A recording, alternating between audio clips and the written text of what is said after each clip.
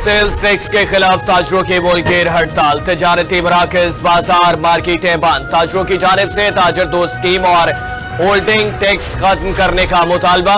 हड़ताल के मामले पर लाहौर की ताजर बरादरी दो हिस्सों में तकसीम। लंडा बाजार, उर्दू बाजार, अनारकली और दीगर मार्केटों के सुदूर बाजार बंद रखने के हामी। Sadar Badami Bagh auto market chairman Firozpur road ने भी हड़ताल करने का ऐलान कर दिया। कराची इलेक्ट्रॉनिक्स डीलर्स एसोसिएशन के सदर मोहम्मद रिजवान ने कहा कि कराची से खैबर तक तमाम ताजर तंजीमें हड़ताल में शामिल हैं। मसाइल हल ना हुए तो हड़ताल का दौरानिया बढ़ सकता है। पेशावर में भी ताजरों की जानिब से मुख्तलिफ बाजार बंद।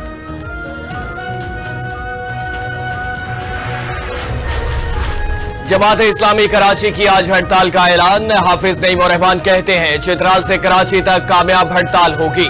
हुकूमत ताजर दोस्त के नाम पर ताजर दुश्मन स्कीमें मुतारिफ करा रही है। यकीन है कोई ताजर तंजीम अपनी कम्युनिटी और अवाम के मफाद के खिलाफ हुकूमती झांसे में नहीं आएगी। ताजरों से अपील करता हूं वही काम करें जो मुल्क और कौम के हक में है।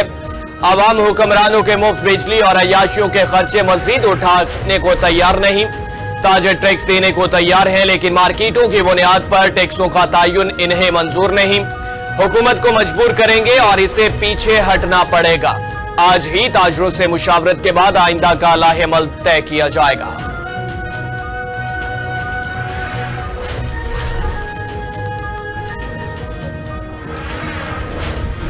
जमीयत-ए-इस्लाम फे के सरबराह मौलाना फजलुर रहमान ने भी ताजरों की हड़ताल की हमायत कर दी। कहा महंगाई और नाजायज टैक्सों ने अवाम का जीना दोबर कर दिया। IMF के हुक्म पर बने बजट ने अवाम के मुंह से नवाला छीन लिया। JUI बिजनेस फोरम्स भरपूर हिस्सा लेकर पुरअमन हड़ताल को कामयाब बनाएगा।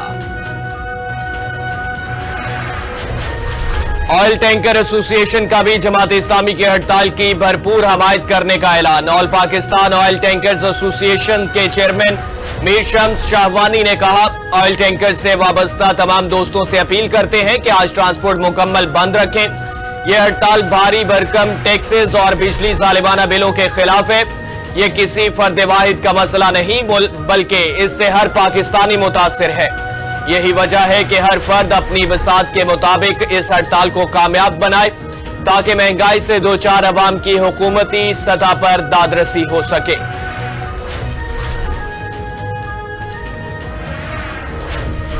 अमरीका की बलोचिस्तान में दहशतगर्द हमलों की शदीद मजम्मत। तर्जुमान अमरीकी महकमे खारिजा मैथ्यू मिलर कहते हैं दहशतगर्दी के खिलाफ जंग में पाकिस्तान के साथ कंधे से कंधा मिलाकर खड़े रहेंगे।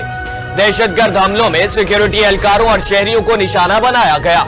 पाकिस्तान अवाम ने इंतहा पसंदों और दहशतगर्दों के हाथों बहुत नुकसान उठाया है। इलाकाई सलामती को लाहिक खतरात से निपटने में अमरीका और पाकिस्तान के मुश्तरका मफादात हैं। इलेक्शन कमीशन ने जमीयत-उल-इस्लाम के सरबराह को कल तलब कर लिया। इलेक्शन कमीशन ने इंट्रा पार्टी इंतखाबात न कराने पर JUI सरबराह को जुमेरात को 10 बजे तलब किया। मेंबर निसार दुरानी की सरबराही में 4 रुकनी कमीशन इंट्रा पार्टी केस की समाअत करेगा।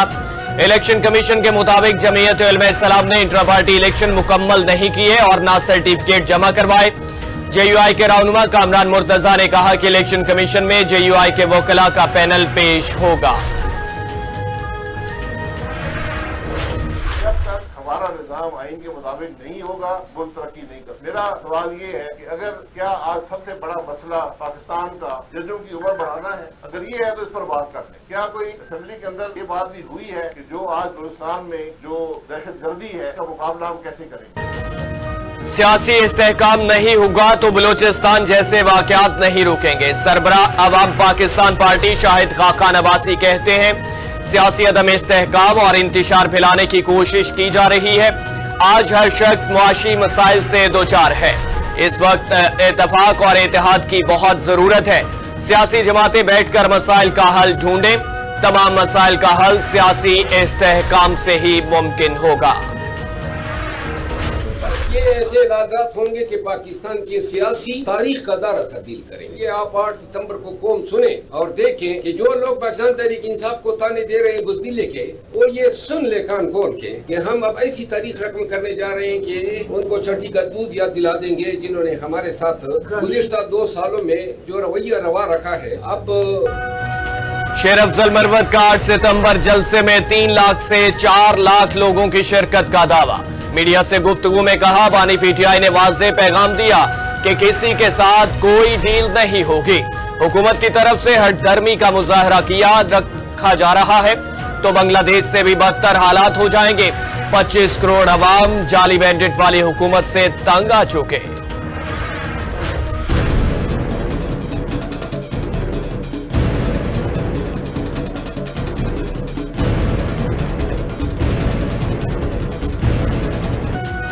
कराची में मानसून के जोरदार स्पेल से जल थल एक हो गया।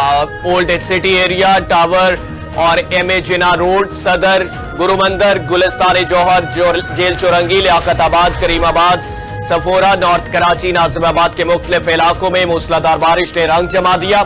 सिंध के दीगर इजला हैदराबाद, जामशोरो, मुटियारी, बदीन, गुलराची, ठट्टा समेत मुख्तलिफ इलाकों में बारिश से निशेबी इलाके ज़ेर-ए-आब आ गए। गांव हाशिम कुलई में बारिश से 40 कच्चे मकानात गिर गए। मानसून का ताकतवर स्पेल, मुल्क के मुख्तलिफ शहरों में मानसून के जोरदार स्पेल ने जल थल एक कर दिया।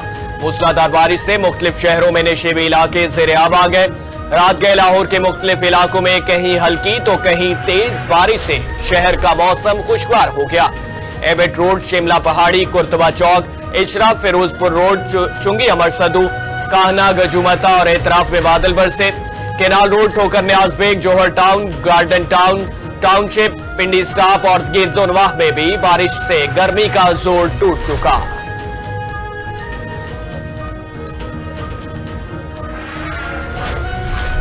मुल्क भर में बारिश से मुख्तलिफ हादसात में 10 अफराद जाँ बहक हो गए। कराची के इलाके मेट्रोवेल में करंट लगने से एक शख्स जान से हक गया।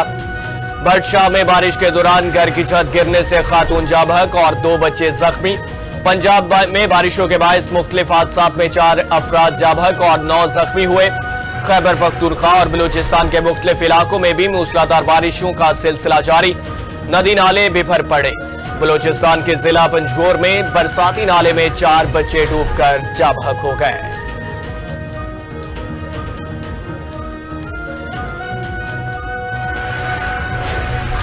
इसराइल की गाजा में बर्बरियत जारी। देर अल बला और नूर शम्स बनाकसीन कैंपों पर हमले से 12 फलस्तीनी शहीद, दर्जनों जख्मी हो चुके।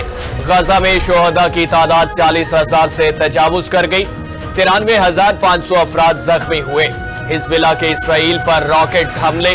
हमास के तर्जुमान ने कहा कि हिजबुल्लाह ने अपने कमांडर फवाद शकर की इसराइली हमले में शहादत का बदला ले लिया है।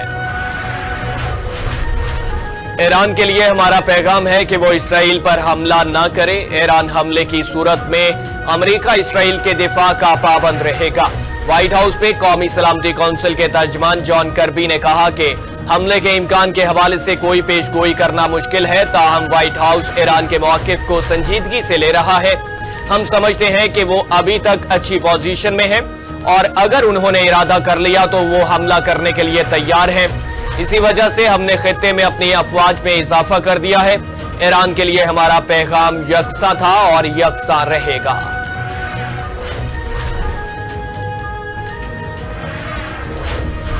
और वेस्टइंडीज ने जनूबी अफ्रीका को सीरीज के आखिरी T20 मैच में शिकस्त देकर क्लीन स्वीप कर दिया। वेस्टइंडीज ने 8 विकेटों से शिकस्त दी। तीसरा T20 बारिश के बायस DLS मेथड के तहत 13 ओवर्स तक महदूद कर दिया गया था। DLS के तहत वेस्टइंडीज को 13 ओवर्स में 116 रन का हदफ दिया गया। वेस्टइंडीज ने 9.2 ओवर्स में ही मुकर्ररा हदफ हासिल कर लिया।